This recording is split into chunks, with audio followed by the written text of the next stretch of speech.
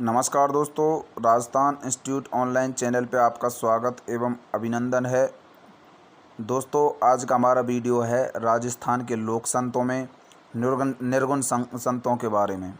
तो दोस्तों, आपने अभी तक हमारा चैनल सब्सक्राइब नहीं किया है तो इसे सब्सक्राइब ज़रूर कर लें, जिससे कि आपको हमारे चैनल का नोटिफिकेशन आसानी से मिलता रहे। चलिए दोस्तों, वीडियो स्टार्ट करते हैं।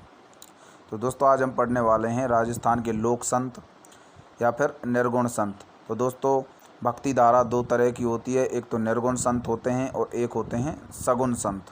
दोस्तों, निर्गुण से अर्थ है नी से यहाँ पे अर्थ है निराकार। तो दोस्तों, आपको ध्यान रखना है, निराकार ईश्वर की जहाँ कल्पना की जाती है, अर्थात उसका जिसका कोई आकार नहीं होता है, उसे निराकार कहते हैं। तो निराकार मतलब जिसका कोई आकार नहीं है, अर्थात बिना मूर्ति पूजा, अर्थात जहाँ पर मूर्ति पूजा नहीं होती है, तो उन संतों को कहा जाता है निराकार संत या निर्गुण संत। सगुण भक्ति धारा अर्थात साकार, मतलब कोई ना कोई आकार उसका होगा, जैसे मूर्ति पूजा हम करते हैं, वो एक तरह की सगुण भक्ति धारा मानी जाती है। तो दोस्तों, सबसे पहले बात करते हैं हम निर्गुण संतों के बारे में। तो दोस्तों, पहले संत हैं संत जाम्भोजी। जाम्भोजी का जन्म हुआ 1451 ईस्वी में, जन्माष्टमी के दिन पीपासर गांव नागौर में संत जाम्भोजी का जन्म हुआ था। इन्होंने अपने आप को विष्णु भगवान का अवतार कहा था। इन्होंने कहा था कि मैं विष्णु का अवतार हूँ। पीपासर गांव नागौर में इनका जन्म हुआ था। स्थानीय लोग इनको क्या कहते थे, गूंगा बहरा संत कहकर पुकारते थे, क्योंकि ये जब कोई बोलता था तो उनकी बातों पर ध्यान नहीं देते थे। इस वजह से इनको क्या कहा जाता था, गूंगा और बहरा संत कहा जाता था। कोई प्रतिक्रिया नहीं करते थे, ना ही तो उसे कुछ जवाब दे देते और ना ही उसकी बातों को कुछ बुरा मानते। मतलब ये ना तो किसी की बातों को सुनते थे और ना ही कुछ उसको प्रतिक्रिया के रूप में जवाब देते थे। इस वजह से लोग इनको क्या कहने लग गए, गूंगा बहरा संत कहकर पुकारते थे। इन्होंने अपने अनुयायियों को 29 नियम दिए थे।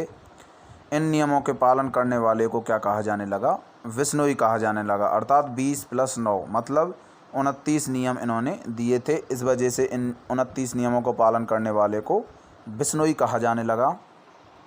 इन्होंने विष्णुई संप्रदाय की स्थापना संवराथल गांव बीकानेर में की थी। संवराथल गांव बीकानेर में इन्होंने विष्णुई संप्रदाय की स्थापना की थी।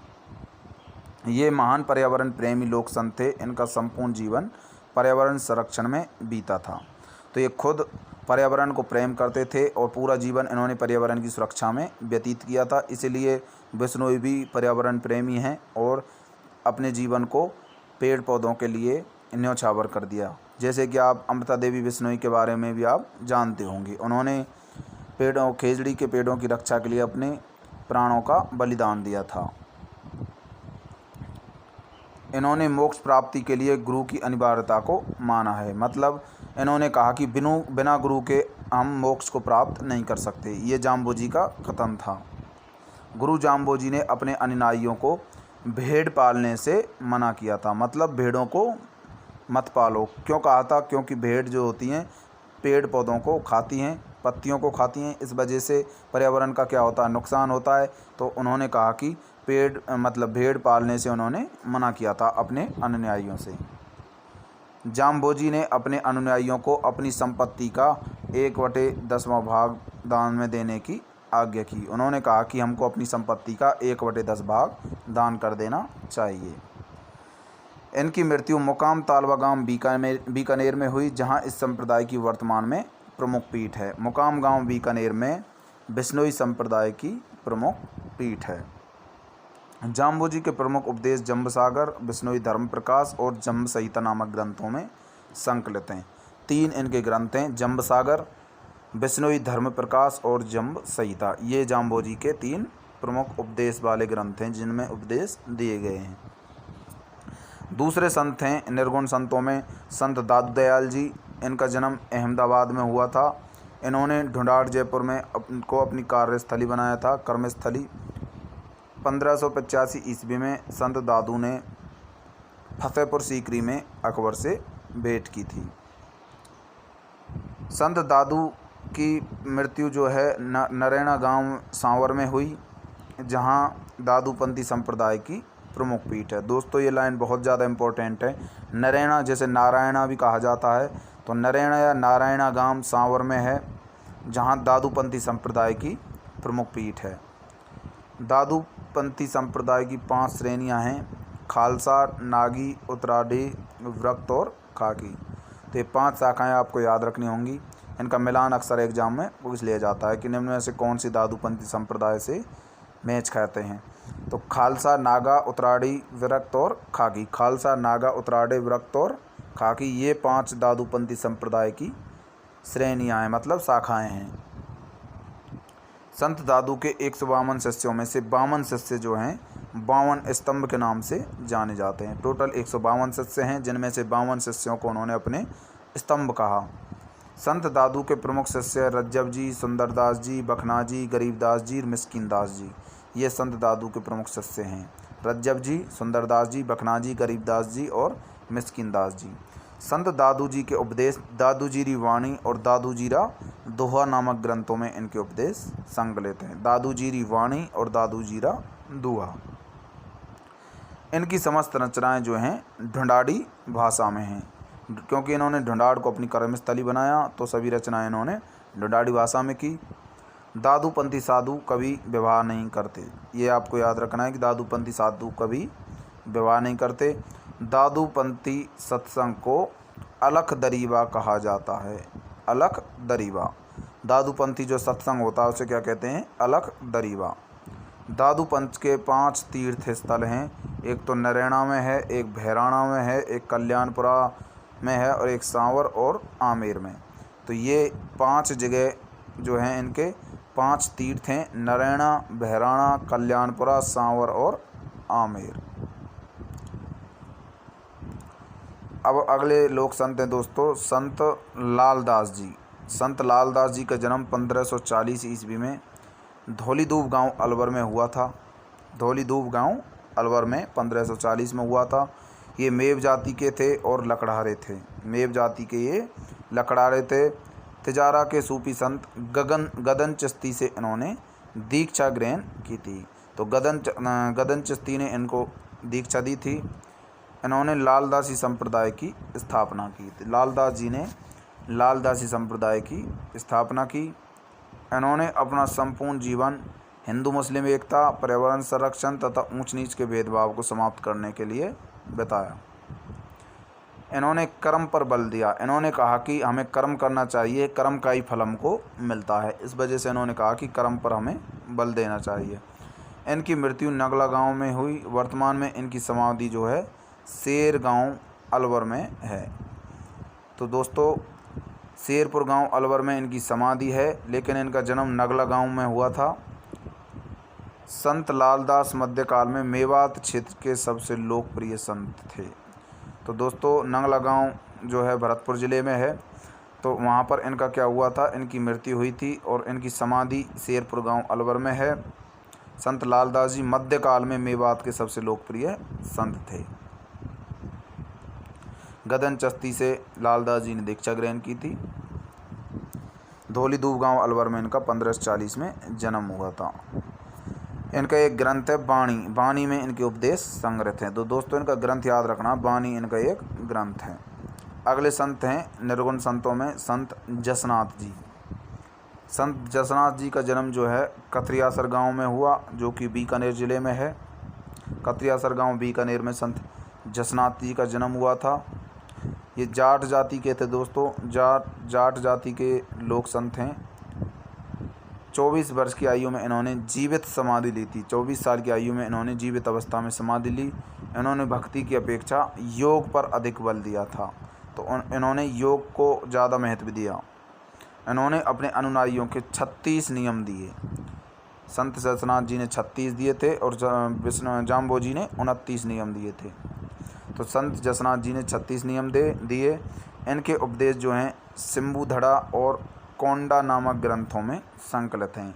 सिम्बुधड़ा और कोंडा और सिम्बुधड़ा 2 ग्रंथ हैं जसनाथ जी के। इनकी प्रमुख पीठ है कतरियासर गांव बीकानेर में, जहां इनका जन्म हुआ था। संत जसनाथी संप्रदाय के लोग इनकी आराधना में अग्नि नृत्य करते हैं। तो दोस्तों ये इम्पोर्टेंट है कि अग्नि नृत्य कौन से लोग संत के जो भक्त होते हैं वो करते हैं, कौन से जसनाती संप्रदाय के जो अनुयायी होते हैं वो अग्नि नृत्य करते हैं। दोस्तों इसमें क्या होता है कि एक आँच का क्या लगा दिया जाता है, एक अघाने की तरह, जैसे कि आप गाँवों में रहते होंगे, आँच का अघाने जो लगाए जाते हैं उसी तरह से उन पे अंगारे जो पैदा हो जाते हैं। उन अंगारों पे से इसके जो जसनाती संप्रदाय के अनुयायी हैं उन अंगारों पे से नंगे पैर गुजरते हैं, तो इसे बोला जाता है अग्नि नृत्य। अगले हैं संत पीपाजी। 5वें लोक संत हैं संत पीपाजी। इनका जन्म जो है गागरोन के खींची राजवंश में हुआ था। गागरोन झालावाड़ के खींची राजवंश में इसका जन्म हुआ। प्रताप सिंह खींची संत पीपाजी का वास्तविक नाम है। इनके गुरु जो हैं रामानंद जी के शिष्य थे। संत पीपाजी ये गुरु रामानंद जी के शिष्य थे। संत पीपा ने टोंक में स्थित टोडा की गुफाओं में तपस्या की थी और यहीं इनका अंतिम समय व्यतीत हुआ था। तो टोडा रायसिंह की गुफाएं जो हैं टोंक ज़िले में हैं, तो टोडा की गुफाओं में इन्होंने तपस्या की और वहीं पर अपना अंतिम समय व्यतीत किया था टोंक ज़िले में। इन्होंने दर्जी का पेशा अपनाया था, इसलिए दर्जी समुदाय के लोग इनको अपना आराध्य मानते हैं, क्योंकि संत पीपाजी भी खुद पहले दर्जी का काम करते थे और इनके अनुयायी भी दर्जी का काम करने लग गए। इस वजह से दर्जी समुदाय के लोग इन्हें क्या मानते, अपना आराध्य मानते हैं। इनका प्रमुख मंदिर जो है बाड़मेर के समदड़ी गांव में है, तो समदड़ी बाड़मेर में इनका प्रमुख मंदिर है। राजस्थान में संत पीपा के अन्य मंदिर हैं मसूरिया जोधपुर में, गागरोन झालावाड़ में। मसूरिया जोधपुर और गागरोन झालावाड़ में इसके अन्य मंदिर हैं। राजस्थान के प्रथम संत थे जिन्होंने राजस्थान में भक्ति आंदोलन की शुरुआत की। तो सबसे पहले वे संत जिन्होंने भक्ति आंदोलन की शुरुआत की वो कौन से हैं? संत पीपाजी। इन्होंने भक्ति आंदोलन की सबसे पहले शुरुआत की। अगले संत हैं संत धन्ना जी। धन्ना जी का जन्म जो है धुवन गांव टोंक में हुआ था। धुवन गांव टोंक में संत धन्ना जी का जन्म हुआ था। इन्होंने गुरु रामानंद जी से दीक्षा ग्रहण की थी। इनका प्रमुख मंदिर धुवन गांव में स्थित है, तो ये भी संत रामानंद जी के शिष्य थे। संत चरणदास की बात करते हैं, जिन्हें चरणदास चोर कहा जाता है। चरणदास जी की बात करें तो इनका जन्म डेहरा गांव अलवर में हुआ था। इनके बचपन का नाम क्या था? रंजीत था। रंजीत संत चरणदास जी के बचपन का नाम था। पहले ये चोरी का काम करते थे, लेकिन बाद में ये एक लोक संत बने थे। इनका जन्म डेहरा गांव अलवर में हुआ था। इनके बचपन का नाम क्या था? रंजीत था। इन्होंने ईरान के सुल्तान थे नादिर शाह। तो नादिर शाह भारत पर आक्रमण करने वाले थे, तो उस समय संत चरणदास जी ने भविष्यवाणी की थी। नादिर शाह के आक्रमण के बारे में जो भविष्यवाणी की थी वो चरणदास जी ने की थी। संत चरणदास का प्रमुख मंदिर जो है दिल्ली में है। दिल्ली में इनका प्रमुख मंदिर स्थित है। इनकी प्रमुख शिष्याएँ हैं दयाबाई और सहजोबाई। इसकी दो प्रमुख शिष्याएँ हैं दयाबाई और सहजोबाई। दयाबाई ने दयाबोध और विनयमलिका तथा सहजोबाई ने सहजबोध नामक ग्रंथ लिखा था। दयाबाई ने दयाबोध और विनयमलिका और सहजोबाई ने सहजबोध नामक ग्रंथ लिखा था। इन दोनों ने मेवाती बोली में साहित्यिक रचना की थी। मेवाती में साहित्यिक रचना किन्होंने की? संत चरणदास जी ने की थी। चरणदास जी का जन्म डेहरा गांव अलवर में हुआ। बचपन का नाम रंजीत था। ईरान के सुल्तान नादिर शाह के आक्रमण की इन्होंने भविष्यवाणी की थी। चरणदास जी का प्रमुख मंदिर जो है इस वजह से दिल्ली में बनाया गया था। इनकी प्रमुख शिष्याएँ दयाबाई और सहजोबाई हैं। दयाबाई ने दयाबोध और विनयमलिका, सहजोबाई ने सहजबोध नामक ग्रंथ लिखा था। अगले संत हैं संत रज्जब जी। इनका जन्म सांगानेर में हुआ। इन्होंने संत दादू को अपना गुरु बनाया था। सांगानेर जयपुर में इनका जन्म हुआ। संत दादू को इसने अपना गुरु बनाया और आजीवन संत दादू के उपदेशों का इन्होंने प्रचार किया। ये जीवन भर दूल्हे के भेष में रहे, इसलिए इन्हें क्या कहा जाता है? दूल्हे राय कहा जाता है। तो पूरे जीवन इन्होंने शादी नहीं की, इस वजह से इन्हें दूल्हे राय कहा जाता है, क्योंकि एक घोड़े पर सवार थे और शादी करने के लिए जा रहे थे, लेकिन किसी कारणवश इन्होंने दादू जी की बातों को मान लिया था। दादू जी ने इन्हें शादी करने से रोक दिया और ये उसी दिन से दूल्हे के भेष में रहे हैं, इसलिए इन्हें दूल्हे राय कहा जाता है। इनकी मृत्यु सांगानेर में हुई। संत रज्जब जी के उपदेश रज्जबवाणी और सर्वंगी नामक ग्रंथों में संकलित हैं। रज्जबवाणी और सर्वंगी। संत रज्जब जी ने कहा था कि संसार वेद है और सृष्टि क्या है? कुरान है। संसार वेद है और सृष्टि कुरान है। ये संत रज्जब जी का कथन है। सांगानेर में इनका जन्म हुआ। संत दादू को इसने अपना गुरु बनाया और आजीवन उनके उपदेशों का प्रचार प्रसार किया। जीवन भर दूल्हे के वेश में रहे, इसलिए दूल्हे राय भी रज्जब जी को कहा जाता है। सांगानेर में मृत्यु हुई। रज्जबवाणी और सर्वंगी नामक ग्रंथों में इनके उपदेश संकलित हैं। इन्होंने कहा था कि संसार वेद है और सृष्टि कुरान है। अगले लोक संत हैं संत सुंदरदास जी। इनका जन्म दौसा के खंडेलवाल परिवार में हुआ था। दौसा में खंडेलवाल परिवार में संत सुंदरदास जी का जन्म हुआ था। आजीवन संत दादू जी के उपदेशों का भी इन्होंने प्रचार प्रसार किया था। इन्होंने ज्ञान समुद्र, ज्ञान सवैया और सुंदर सार जैसे ग्रंथों की रचना की थी। ज्ञान समुद्र, ज्ञान सवैया और सुंदर सार, ये 3 ग्रंथ हैं सुंदरदास जी के, जिनकी इन्होंने रचना की थी। अगले लोक संत हैं दोस्तों संत रामचरण जी। इनका जन्म जो है सोडाग्राम जयपुर में इनका जन्म हुआ था। बचपन का नाम था इनका राम किशन। इन्होंने राम स्नेही संप्रदाय की स्थापना की। रामचरण जी ने इनके प्रमुख उपदेश जो हैं अर्णव वाणी नामक ग्रंथों में संकलित हैं। तो अर्णव वाणी ग्रंथ में संत रामचरण जी के उपदेश हैं। इनके प्रमुख उपदेश जो हैं अर्णव वाणी नामक ग्रंथ में संकलित हैं। मृत्यु इनकी भीलवाड़ा में हुई, शाहपुरा भीलवाड़ा में, जहाँ इस संप्रदाय की प्रमुख पीठ है। तो दोस्तों राम स्नेही संप्रदाय की प्रमुख पीठ जो है शाहपुरा भीलवाड़ा में है। इसके अतिरिक्त भी इसकी अन्य कुछ पीठें हैं, जैसे कि शाहपुरा भीलवाड़ा में इसकी पहली पीठ है, मतलब मुख्य पीठ है। संस्थापक इसके रामचरण जी हैं। दूसरी जो पीठ है इसकी दोस्तों वह है रैण नागौर में। इसके संस्थापक कौन है? संत दरियाव जी। तो संत दरियाव जी, रैण नागौर। सिंघथल बीकानेर के संस्थापक हैं संत हरि रामदास जी। संत हरि रामदास जी सिंघथल बीकानेर के शाखा के संस्थापक हैं। अगली शाखा है दोस्तों खेड़ापा जोधपुर वाली शाखा। इसके संस्थापक हैं संत रामदास जी। खेड़ापा जोधपुर शाखा के संस्थापक संत रामदास जी। तो इसकी 4 शाखाएं हैं। शाहपुरा भीलवाड़ा में इसकी पहली शाखा है, जिसके संस्थापक संत रामचरण जी। दूसरी शाखा रैण नागौर में, इसके संस्थापक संत दरियाव जी। तीसरी शाखा सिंघथल बीकानेर में, इसके संस्थापक संत हरि रामदास जी। चौथी शाखा खेड़ापा जोधपुर में, इसके संत हैं रामदास जी। अगले संत हैं दोस्तों 11वें संत हैं संत हरिदास जी। इनका जन्म कापड़ौद गांव में हुआ, नागौर में। तो दोस्तों हरिदास जी का जन्म कहाँ हुआ था? कापड़ौद गांव में हुआ, नागौर में। इनका वास्तविक नाम था हरि सिंह सांखला। हरि सिंह सांखला हरिदास जी का क्या था? वास्तविक नाम था। ये अपने प्रारंभिक जीवन में क्या थे? डाकू थे। इन्होंने निरंजनी संप्रदाय की स्थापना की। तो निरंजनी संप्रदाय की स्थापना संत हरिदास जी ने की थी। इस संप्रदाय के लोग निरंजन शब्द की उपासना करते हैं। तो दोस्तों इस संप्रदाय के लोग जब भी किसी के घर जाते हैं तो पहले अलग निरंजन करते हैं। इनकी मृत्यु गाढ़ा गांव नागौर में, संत हरिदास जी की मृत्यु हुई गाढ़ा गांव नागौर में। राज प्रकाश एक प्रमुख ग्रंथ इन्होंने लिखा था। राज प्रकाश नामक ग्रंथ की इन्होंने रचना की थी। संत हरिदास जी, कापड़ौद गांव नागौर में इनका जन्म हुआ। इनका वास्तविक नाम हरि सिंह सांखला था। ये अपने प्रारंभिक जीवन में डाकू थे। निरंजनी संप्रदाय की स्थापना की। संप्रदाय के लोग निरंजन शब्द की उपासना करते हैं। गाढ़ा गांव नागौर में इनकी मृत्यु हुई और राज प्रकाश नामक ग्रंथ इन्होंने लिखा था। अगले निर्गुण संत हैं दोस्तों संत लालगिरी जी।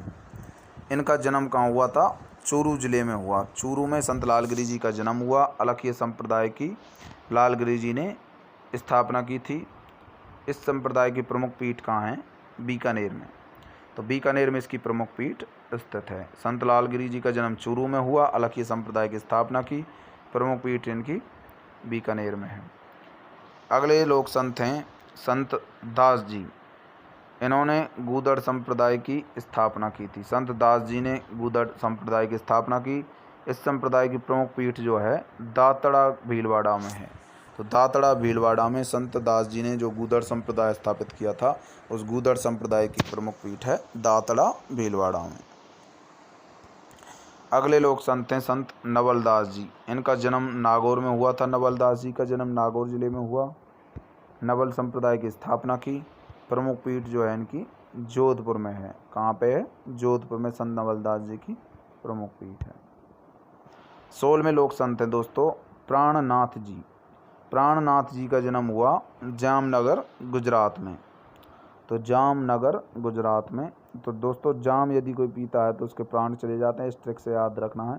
तो जामनगर गुजरात में प्रेमनाथ जी का जन्म हुआ था, प्राणनाथ जी का।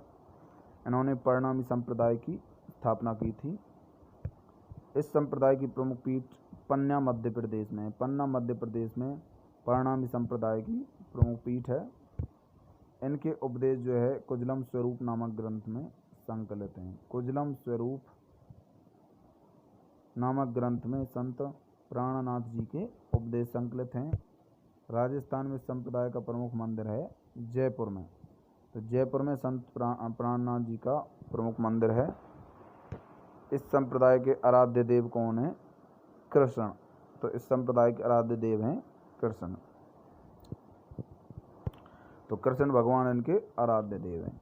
दोस्तों संत प्राणनाथ जी का जन्म जामनगर गुजरात में। परिणामी संप्रदाय की स्थापना की। प्रमुख पीठ मध्य प्रदेश में है। कुजलम स्वरूप नामक ग्रंथ में इनके उपदेश संकलित हैं और प्रमुख मंदिर इनका जयपुर में है। इस संप्रदाय के आराध्य देव कृष्ण जी हैं। अगले लास्ट निर्गुण संत हैं दोस्तों संत रैदास। संत रैदास का जन्म कहाँ हुआ? काशी में हुआ था। इन्होंने गुरु रामानंद जी से दीक्षा ग्रहण की थी। रामानंद जी से इन्होंने दीक्षा ग्रहण की थी। मीराबाई संत रैदास जी के गुरु थी। मीराबाई किसकी गुरु थी? सॉरी दोस्तों, ये मीराबाई के गुरु थे। संत रैदास जी स्वयं मीराबाई के गुरु थे। इन्होंने मेवाड़ में अंतिम समय व्यतीत किया था। संत रैदास जी की छत्री कहाँ है? चित्तौड़गढ़ जिले में संत रैदास की छत्री है। तो दोस्तों आपको ध्यान रखना है, राजस्थान में रामानंद जी जो संप्रदाय है उसके संस्थापक कौन है? कृष्णदास जी पेहारी। कृष्णदास जी पेहारी रामानंदी संप्रदाय के प्रमुख संस्थापक हैं। इसके बाद हम सगुन भक्ति धारा के बारे में पढ़ने वाले हैं, अर्थात जिनका आकार होता है साकार, जो मूर्ति पूजा करते हैं। तो दोस्तों ये वीडियो आपको कैसी लगी? वीडियो पसंद आई हो तो आप इसे लाइक ज़रूर करें। चैनल को सपोर्ट करना ना भूलें। धन्यवाद।